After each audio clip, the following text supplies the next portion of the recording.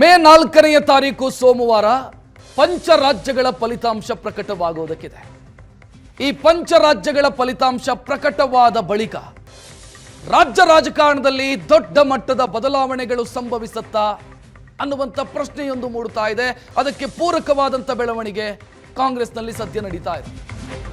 ಮೇ 4ರ ನಂತರ ದೊಡ್ಡ ಮಟ್ಟದ ಬದಲಾವಣೆ ಕಾಂಗ್ರೆಸ್ನಲ್ಲಿ ಆಗತ್ತಾ ಅಂತ. ಮೇ 4ರ ಬಳಿಕ ರಾಜ್ಯ ಕಾಂಗ್ರೆಸ್ನಲ್ಲಿ ಹಲವು ಬೆಳವಣಿಗೆಗಳು ನಡೆಯೋದು ಖಚಿತವಾಗಿದೆ. ಬದಲಾವಣೆ ಯಾವ ರೀತಿಯ ಬದಲಾವಣೆ ಅನ್ನೋದು ಸದ್ಯಕ್ಕಿರುವಂತ ಕುತೂಹಲ. ಕ್ಯಾಬಿನೆಟ್ ರೀಶಫಲ್, ನಾಯಕತ್ವದ ಬದಲಾವಣೆ, ಇದರ ಮಧ್ಯೆ ಸಭೆಗಳಾಗ್ತಾ ಇದೆ. ಸಿಎಂ ಸಿದ್ದರಾಮಯ್ಯ ತಮ್ಮ ಆಪ್ತ ಸಚಿವರ ಜೊತೆಗೆ ಸಭೆ ಮಾಡಿದ್ದಾರೆ.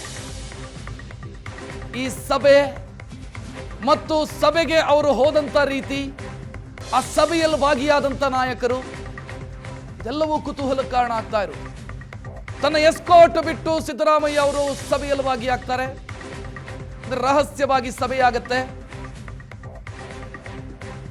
ಈ ಸಭೆಯ ಔಟ್ಕಮ್ ಏನು ಅನ್ನೋದು ಗೊತ್ತಿಲ್ಲ. ಚರ್ಚೆ ಏನಾಗಿದೆ ಅನ್ನುವಂತ ಸ್ಪಷ್ಟ ಮಾಹಿತಿ ಇಲ್ಲ. ತನ್ನ ಬೆಂಬಲಿಗ ಸಚಿವರ ಜೊತೆಗೆ ಅವರು ಸಭೆ ನಡೆಸಿದ್ದಾರೆ. ಮೇ 4ರ ನಂತರ ನಡೆಯಲಿರುವಂತ ಯುದ್ಧಕ್ಕೆ ಶಸ್ತ್ರಾಭ್ಯಾಸಗಳು ಆರಂಭ ಆಗಿದೆಯಾ? ಯಾವ ರೀತಿಯ ಸಿದ್ಧತೆಗಳಾಗ್ತಾ ಇದೆ? ಮುಂಬರಲಿರುವಂತ ದೊಡ್ಡ ಮಟ್ಟದ ಚಟುವಟಿಕೆಗಳಿಗೆ ಇದು ಸದ್ಯ ರಾಜ್ಯ ರಾಜಕಾರಣವನ್ನ ಕಾಡ್ತಾ ಇರುವಂತ ಕುತೂಹಲ. ಮೇ 4ನೇ ತಾರೀಕು ಪಶ್ಚಿಮ ಬಂಗಾಳ, ಅಸ್ಸಾಂ, ತಮಿಳುನಾಡು, ಕೇರಳ ಮತ್ತು ಪುದುಚೇರಿ ಇಲ್ಲಿನ ಫಲಿತಾಂಶಗಳು ಪ್ರಕಟವಾಗುತ್ತೆ. ಫಲಿತಾಂಶ ಪ್ರಕಟವಾದ ನಂತರ ಹೈಕಮಾಂಡ್ ಮುಂದೆ ತಮ್ಮ ಬೇಡಿಕೆಯನ್ನ ಪ್ರಬಲವಾಗಿ ಮಂಡಿಸುವಂತ ಸಾಧ್ಯತೆಗಳಿದ್ದಾವೆ ಎರಡೂ ಬಣಗಳು ಕೂಡ.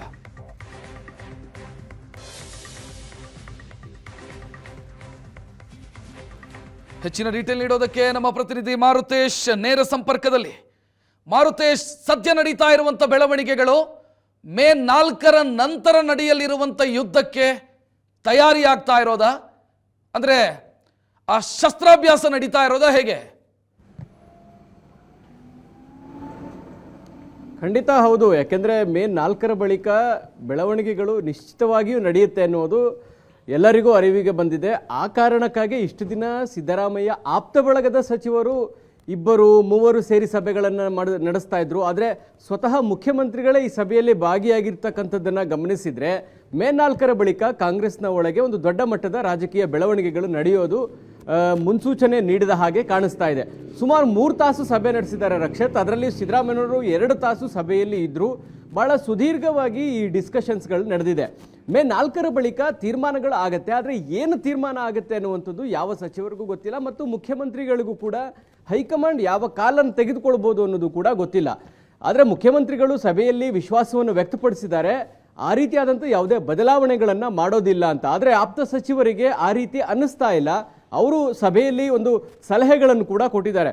ನೀವು ಆ ರೀತಿಯಾಗಿ ಅಂದುಕೊಂಡು ಸುಮ್ಮನೆ ಇರಬೇಡಿ, ಯಾಕಂದರೆ ಹೈಕಮಾಂಡ್ ನಾಳೆ ತೀರ್ಮಾನವನ್ನು ತೆಗೆದುಕೊಂಡ್ರೆ ನಮಗೆ ಟೈಮ್ ಇರೋದಿಲ್ಲ, ಅದಕ್ಕೆ ಪರ್ಯಾಯವಾಗಿ ಏನು ಕೌಂಟ್ರ್ ಮಾಡಬೇಕು ಅನ್ನೋದ್ರ ಕುರಿತಾಗಿ. ಹೀಗಾಗಿ ಎಲ್ಲದಕ್ಕೂ ರೆಡಿಯಾಗಿರಿ ಅನ್ನುವಂತಹ ಸಲಹೆಯನ್ನು ಸಚಿವರುಗಳು ಕೊಟ್ಟಿದ್ದಾರೆ.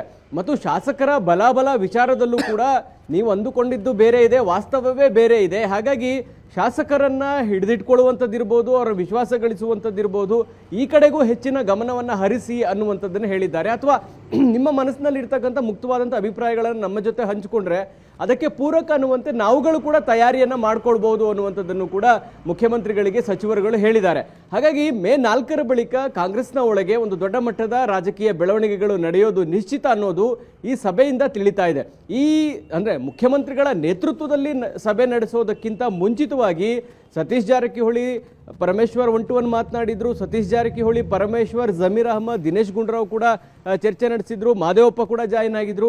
ಇವರು ಒಂದು 3-4 ಮೀಟಿಂಗ್ಗಳು ನಡೆದ ಮೇಲೆ ನಾವು ಎಲ್ಲವನ್ನೂ ಚರ್ಚೆ ಮಾಡೋದಕ್ಕೆ ಮುಖ್ಯಮಂತ್ರಿಗಳ ನೇತೃತ್ವದಲ್ಲೇ ಸಭೆ ಆಗಬೇಕು ಅಂತೇಳಿ ಪರಮೇಶ್ವರ್ ಅವರು ಈ ಸಭೆಯನ್ನು ಆರ್ಗನೈಸ್ ಮಾಡಿ ಮುಖ್ಯಮಂತ್ರಿಗಳನ್ನು ಕರೆಸಿದ್ದು ಕೂಡ ಪರಮೇಶ್ವರ್ ಅವರು. ಯಾಕೆಂದರೆ ಅವರನ್ನ ಬೆಂಬಲಿಸ್ತಾ ಇರುವಂತವರು ಬಹಳ ಮುಕ್ತವಾಗಿ ಹೇಳ್ತಾ ಇದ್ದಾರೆ, ಮುಖ್ಯಮಂತ್ರಿಯಾಗಿ 5 ವರ್ಷ ಸಿದ್ದರಾಮಯ್ಯನವರೇ ಇರಬೇಕು, ಅವ್ರನ್ನ ಬದಲಾವಣೆ ಮಾಡೋದು ಸರಿಯಲ್ಲ ಅನ್ನುವಂಥ ಅಭಿಪ್ರಾಯಗಳನ್ನ ಬಹಳ ಗಟ್ಟಿ ಧ್ವನಿಯಿಂದ ಹೇಳ್ಕೊಂಡು ಬಂದಿದ್ದಾರೆ. ಆದರೆ ಮುಖ್ಯಮಂತ್ರಿಗಳೇ ಒಂದು ಹೆಜ್ಜೆ ಮುಂದೆ ಹೋಗಿ ಮಾತನಾಡ್ತಾ ಇಲ್ಲ ಮತ್ತು ಮುಖ್ಯಮಂತ್ರಿಗಳು ತಮ್ಮ ಮನಸ್ಸಿನಲ್ಲಿ ಏನಿದೆ ಅನ್ನುವಂಥದ್ದನ್ನು ಆಪ್ತ ಸಚಿವರಿಗೂ ಕೂಡ ಹೇಳುವಂತ ಪ್ರಯತ್ನವನ್ನ ಮಾಡಿಲ್ಲ. ಹಾಗಾಗಿ ಅದೆಲ್ಲದಕ್ಕೂ ಒಂದು ತೆರೆ ಎಳಿಬೇಕು ಅನ್ನುವ ಕಾರಣಕ್ಕಾಗಿ ಈ ಸಭೆ ನಡೆದಿರುವಂಥದ್ದು. ರಕ್ಷಾತ್, ಥ್ಯಾಂಕ್ ಯು ಮಾರುತೇಶ್ ಮಾಹಿತಿಗೆ. ಮುಖ್ಯಮಂತ್ರಿ ಬಣದಲ್ಲಿ ಗುರುತಿಸಿಕೊಂಡಿರುವಂಥ ಸಚಿವರು ಸಭೆಯನ್ನ ಮಾಡಿದರ ಬಗ್ಗೆ ಮಾಹಿತಿಯನ್ನು ಕೊಟ್ವಿ. ಇನ್ನು ಡಿ.ಕೆ. ಶಿವಕುಮಾರ್ ಅವರು ದೆಹಲಿಯಲ್ಲಿದ್ದಾರೆ. ಮೇ ಕ್ರಾಂತಿ ಆಗತ್ತೆ ಅನ್ನುವಂಥ ಚರ್ಚೆಯ ಮಧ್ಯೆ ದೆಹಲಿಯಲ್ಲಿದ್ದಾರೆ ಉಪಮುಖ್ಯಮಂತ್ರಿ ಡಿ.ಕೆ. ಶಿವಕುಮಾರ್. ಯಾಕೆ ಬಂದ್ರಿ ದಿಲ್ಲಿಗೆ ಅಂತ ಕೇಳಿದಾಗ ಗಾಳಿ ಕುಡಿಯೋದಕ್ಕೆ ಬಂದಿಲ್ಲ ಅಂತ ಉತ್ತರ ಕೊಟ್ಟಿದ್ದಾರೆ. ಸಹಜ, ಎಲ್ರಿಗೂ ಗೊತ್ತಿದೆ ದಿಲ್ಲಿ ಗಾಳಿಗಿಂತ ಬೆಂಗಳೂರಿನ ಗಾಳಿಯೇ ಚೆನ್ನಾಗಿದೆ.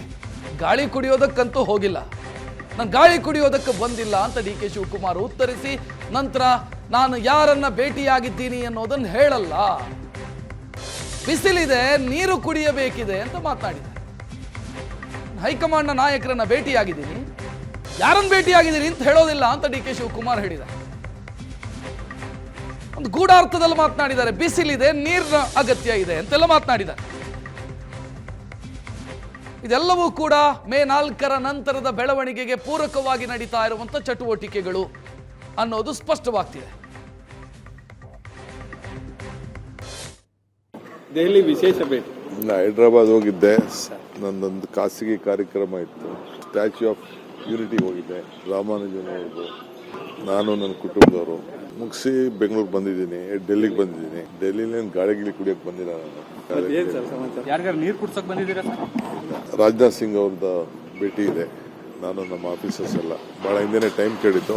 ಪಕ್ಷದ ವಿಚಾರವಾಗಿ ಸರ್ ಯಾರನ್ನಾದ್ರೂ ಭೇಟಿ ಆಗ್ತಾ ಇದ್ದೀರಾ? ಸಾಕಷ್ಟು ರಾಜಕೀಯ 11:15ಗೆ ಇವ್ರು ಭೇಟಿ ಮಾಡ್ತೀನಿ, ರಾಜನಾಥ್ ಸಿಂಗ್ನ. ಪಕ್ಷದ್ದು ಖಂಡಿತ ನಾನೇನು ಇಲ್ಲ ಅಂತ ನಾ ಹೇಳಕ್ಕಾಗಲ್ಲ, ನೀವು ಸುಮ್ಮನೆ ಇರಲ್ವಲ್ಲ, ಎಲ್ಲ ನನ್ನ ಹುಡುಕಾಡ್ತಿತ್ತು. ಸೊ ಖಂಡಿತ ಭೇಟಿ ಮಾಡಿದ್ದೀನಿ ಆಗಲೇ. ಮಾಡಿದ್ರಾ? ಈಗೆಲ್ಲ ನಾನು ಅದೆಲ್ಲ ಹೇಳ್ಬಾರ್ದು, ಯಾರು ಭೇಟಿ ಮಾಡಿರ್ತೀನಿ ಯಾರು ಬಿಟ್ಟಿರ್ತೀನಿ ಅಂತ. ಲೋಧಿ ರೋಡ, ಅಕ್ಬರ್ ರೋಡ ಎಲ್ಲ ಎಲ್ಲೂ ಇಲ್ಲ, ಎಲ್ಲ ಒಟ್ಟೊಳಗೆ ಹೋಗ್ಬೇಕು. ನಾವು ನಮ್ಮ ಕೆಲಸ ನಾವು ಮಾಡ್ತಾ ಇರ್ತೀವಿ ಅಷ್ಟೇ, ಅದನ್ನೆಲ್ಲ ನಾನು ಡಿಸ್ಕ್ಲೋಸ್ ಮಾಡೋಕ್ಕಾಗಲ್ಲ. ಎಲೆಕ್ಷನ್